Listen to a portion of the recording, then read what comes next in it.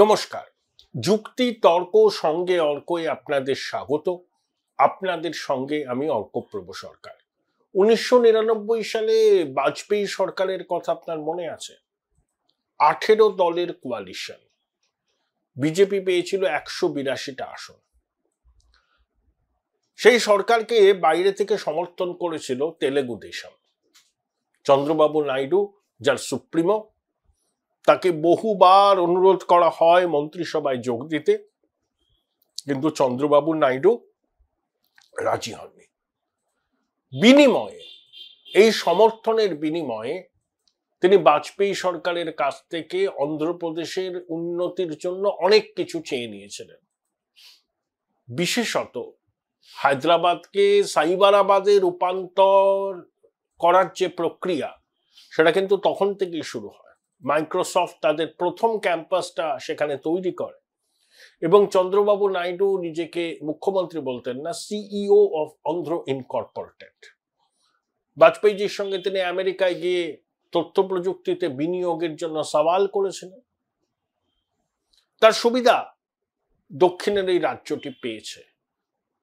আজ থেকে 26-27 বছর আগে যে যাত্রা শুরু হয়েছিল অন্ধ্রপ্রদেশের, সেটা এখন ফুলে ফলে পল্লবিত।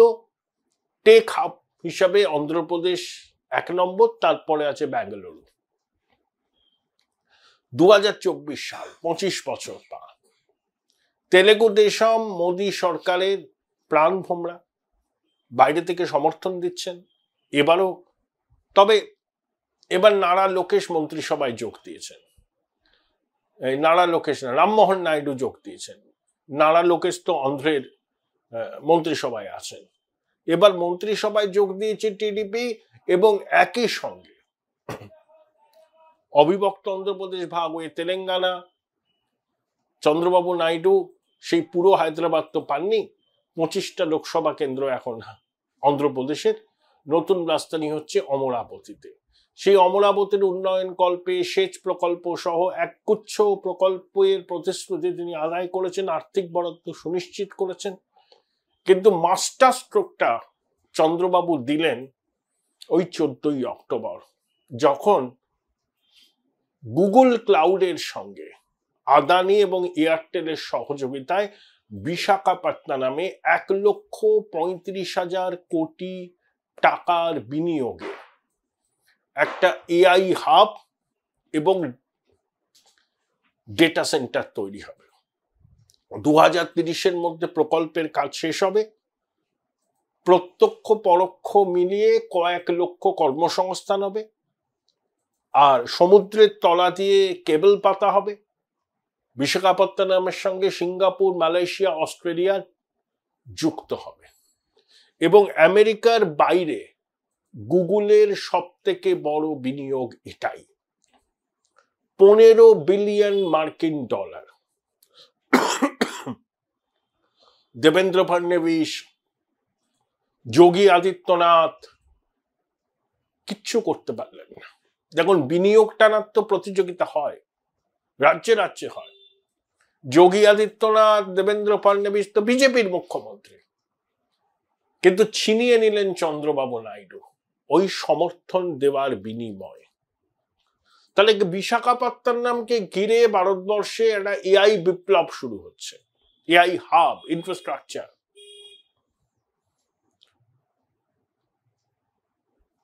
আমরা কোথায়?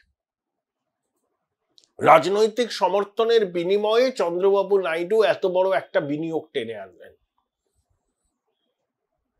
অতীতেও তিনি সমর্থনের বিনিময়ে তার নিজের রাজ্যের জন্য বিনিয়োগ টেনে নিয়েছেন। তিনি পায়ে পা লাগিয়ে ঝগড়া করেন না। আর আমাদের ঈশ্বর পরিত্যক্ত বঙ্গদেশ দেখুন, $15 বিলিয়ন বিনিয়োগের চুক্তি স্বাক্ষরিত হচ্ছে, 2030-এর মধ্যে বাস্তবায়িত হয়ে যাবে। অনেকদিন বাদে এখানে একটা কারখানা উদ্বোধনের কথা ছিল, বিড়লা ওপাস, ওই খড়গপুরের বিদ্যাসাগর শিল্প তালুকে।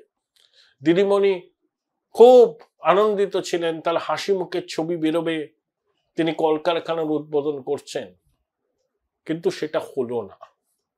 মুখ্যমন্ত্রী হাই লোডেড ভাইরাসের পিছনে আছে বলে অভিযোগ করেছেন, তার অভিযোগ যে সম্পূর্ণ মিথ্যা আমি মনে করি না। এই বিড়লা অপাসের কারখানার উদ্বোধন হবে শুধু মুখ্যমন্ত্রী নয়, দেখবেন হয়তো কেন্দ্রের কোনো হেভিওয়েট মন্ত্রীও থাকবেন, বা না হলে আর কয়েক মাস বাদে নতুন সরকার এলে যেই আসুক তারা উদ্বোধন করবে। কুড়িয়ে বাড়িয়ে সামান্য বিনিয়োগ যেটা বাস্তবায়িত হয়েছে তারও উদ্বোধন হলো না, রাজনৈতিক কারণ।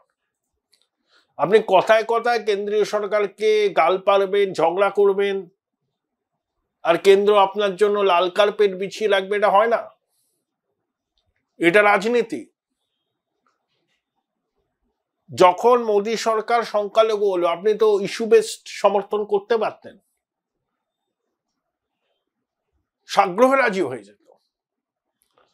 অন্তত ঈশ্বর পরিত্যক্ত বঙ্গদেশে বিনিয়োগ আসতো, কর্মসংস্থান হতো, পরিযায়ী শ্রমিকদের আর এই রাজ্য ছেড়ে যেতে হতো না, বাংলার ছেলেমেয়েরা ঘরেই কাজ করার সুযোগটা পেতেন, প্রত্যক্ষ পরোক্ষ কর্মসংস্থান হতো। 7 বছর ধরে বেঙ্গল গ্লোবাল বিজনেস সামিট করেছেন, 19 লক্ষ কোটি টাকার বিনিয়োগের প্রস্তাব এসছে। পরিসংখ্যান বলছে দেশের মধ্যে বিনিয়োগের প্রস্তাবের নিরিখে পশ্চিমবঙ্গ চতুর্থ, আর বাস্তবায়নের ক্ষেত্রে দেশের প্রথম 12টা রাজ্যের মধ্যে নেই। এর থেকে করুণ মলিন ছবি আর কি হতে পারে শিল্পে? 2024-25 অর্থবর্ষে ভারতবর্ষে যা মোট প্রত্যক্ষ বিদেশি বিনিয়োগ এসছে তার 1% কম পশ্চিমবঙ্গে এসছে। শিল্পপতিদের কাছে পশ্চিমবঙ্গ বিনিয়োগের গন্তব্য নয়।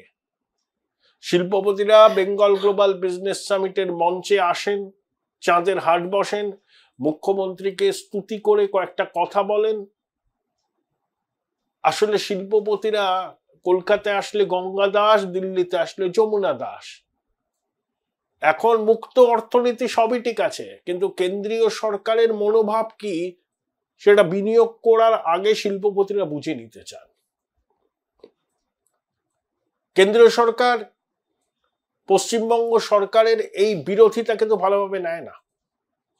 আপনি আয়ুষ্মান ভারত করতে দেবেন না, আপনি কেন্দ্রীয় প্রকল্প চাইবেন, আবার কেন্দ্রীয় প্রকল্পের শর্ত মানবেন না, পায়ে পা লাগিয়ে ঝগড়া করবেন, আর তারপরেও আশা করবেন আপনার রাজ্যে বিনিয়োগ আসবে। কিচ্ছু আসবে না যতদিন এই সরকার ক্ষমতায় থাকবে। যদি 2026-এও তারা চলে আসে, জানবেন পশ্চিমবঙ্গে 1 টাকা বিনিয়োগ আসবে না, আসবে না। এটাকে আপনি রাজনৈতিক প্রতিহিংসা বলুন, বাস্তব বলুন, এটাই ঘটনা, আসবে না।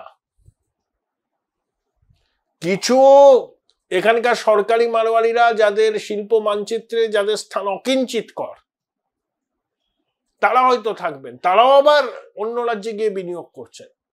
যেমন আরপিজি গোষ্ঠীর তো নাম আছে, তারা রাজস্থানে মডার্নাইজ করছে, মুখ্যমন্ত্রী বলছেন এখানে করছেন, এখানে মনোপলি ব্যবসা করে, আমাদের কোনো চয়েস নেই, কনজিউমারদের কাছে কোনো চয়েস নেই, আমরা ওই সিএসসির কাছ থেকে বিদ্যুৎ নিতে হবে, সিএসসি যা করবে সেটাকে মানতে হবে।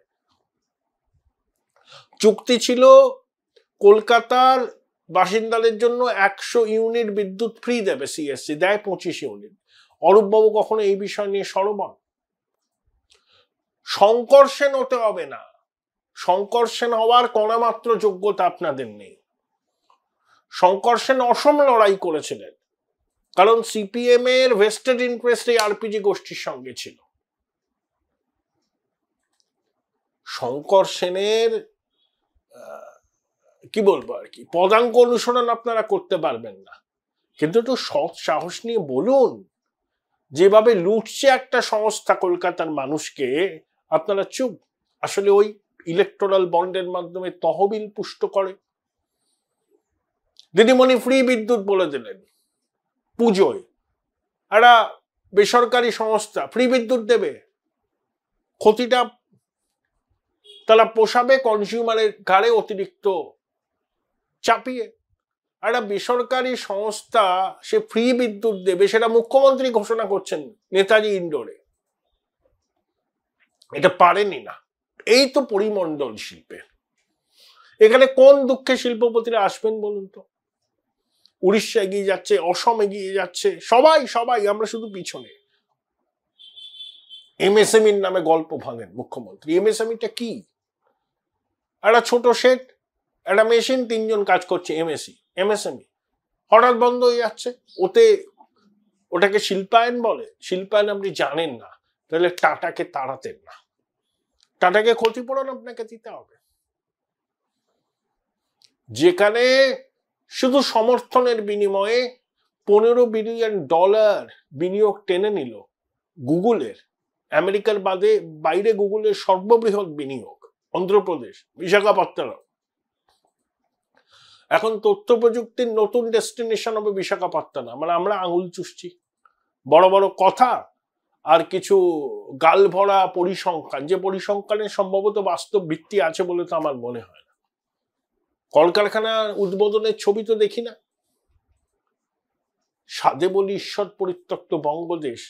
এই শাসক শুধু ভোট ব্যাংকে তুষ্ট করব, ভিক্ষে দিয়ে ভোট কুড়বো, কেন্দ্রের সঙ্গে ঝগড়া করব, আর যে কোনো মূল্যে বঙ্গেশ্বরীকে মসনদে থাকতে হবে। রাজ্য গোল্লায় যাক, বিনিয়োগ আসুক বা না আসুক, তিনি যেন ক্ষমতায় থাকেন। আমি জানি না পশ্চিমবঙ্গের মানুষ কবে বুঝবেন যে আমরা কোথায় দাঁড়িয়ে আছি। পশ্চিমবঙ্গের ছেলেমেয়েরা যারা বাইরে কাজ করে না, তারা আর ফিরতে চায় না। কেন ফিরতে চায় না? কাজের সুযোগ নেই। একই কাজ হায়দ্রাবাদে করলে যা বেতন পায়, এখানে করলে তারা অনেক কম বেতন পায়। পরিযায়ী শ্রমিকেরা কেন বাইরে যাচ্ছে? মজুরি বেশি। এই পরিস্থিতির বদল তখনই হবে যখন আমরা ন্যাশনাল মেইনস্ট্রিমের সঙ্গে যুক্ত হওয়ার ব্যাপারে মানসিকভাবে তৈরি হব। Change is the only constant. এটা যদি আমরা ভুলে গিয়ে থাকি, তাহলে সখাত সলিলে ডোবা বঙ্গবাসীর কাছে সময়ের অপেক্ষা। Join Indian Institute of Hotel Management now. Right choice, right decision.